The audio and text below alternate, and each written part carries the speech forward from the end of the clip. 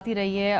हमारे प्रोग्राम के जो हमारे दीगर मेहमान हैं उनसे भी बात करते हैं। मेजर जनरल जाहिद महमूद साहब, ये जो आज का हमला है, ये हेयर ऑफ 2 जो ऑपरेशन लॉन्च किया गया है, ये जो पैटर्न है, ज़रा ये हमें समझने में मदद दीजिए। 12 मुख्तलिफ मकामात को चुना गया, एक कोऑर्डिनेटेड अटैक था।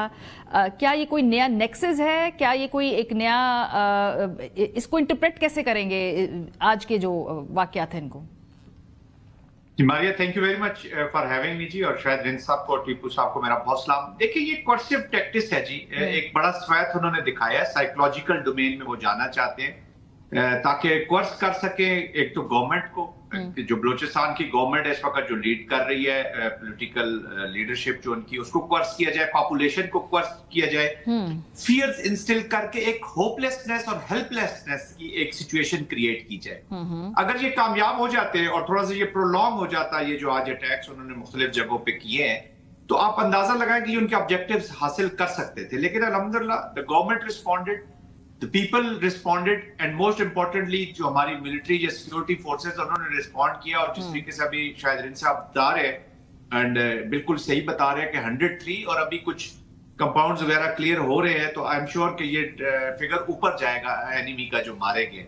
कुछ का सुसाइड बॉम्बिंग भी मेरा ख्याल में एक जगह पे हुई है, तो वो और लाशें बढ़ेंगी उसकी। बट एनीवेज कंटिन्यूटी है जी, प्रेशर बिल्ट हो रहा है उनके ऊपर, तो उन्होंने अपना एक लार्जर स्वाद दिखाने की कोशिश की है ताकि वो बता सके कि हम इफेक्टिव भी और इफेक्टिव भी है। जो आज मेरे ख्याल में इट इज वो उल्टा साबित हुआ है, they have been taken down. और आई एम श्योर कि अभी तो कंटिन्यूटी है, इन ऑपरेशंस को शुरू किया हुआ है और इस वक्त भी फॉलो अप हो रहा है, प्लस एरियल मॉनिटरिंग हो रही है और इनको ट्रेस किया जाएगा। ब्लॉकिंग्स अभी पोजीशन लगेगी और लोग पकड़े जाएंगे और ये नंबर ऊपर जाएगा। और अगर पिछले 3 दिनों के ये नंबर्स मिलाए जाएं तो I think 150 is a big score.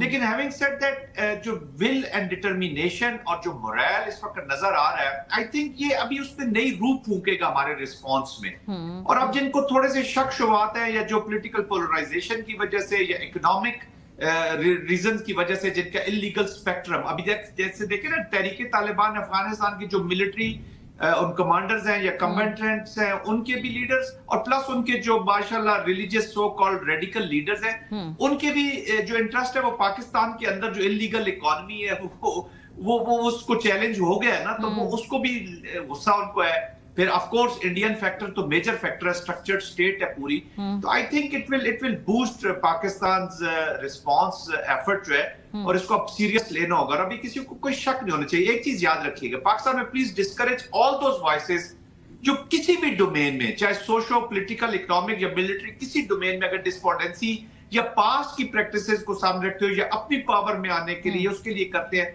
They must be condemned. और यही फैसला स्टेट करके बैठी हुई है कि अभी वो जो होता था ना कि जी वो फलां होता तो ये हो जाता, उसके दौर में ये हुआ। और एक और बड़ा जरूरी है हमारी एक चीज, मैपिंग, हम जरूर ये एक एनालिसिस करना चाहिए कि किस किस दौर में ये जो एंटी स्टेट एलिमेंट्स हैं ये कितने बड़े हैं, कितने कम हुए हैं, क्या वजूहात है पूरी इन्वायरमेंट को, ताकि ये जो है ना फलां होता, ये होता, वो होता, whatever we have to move forward. ठीक है।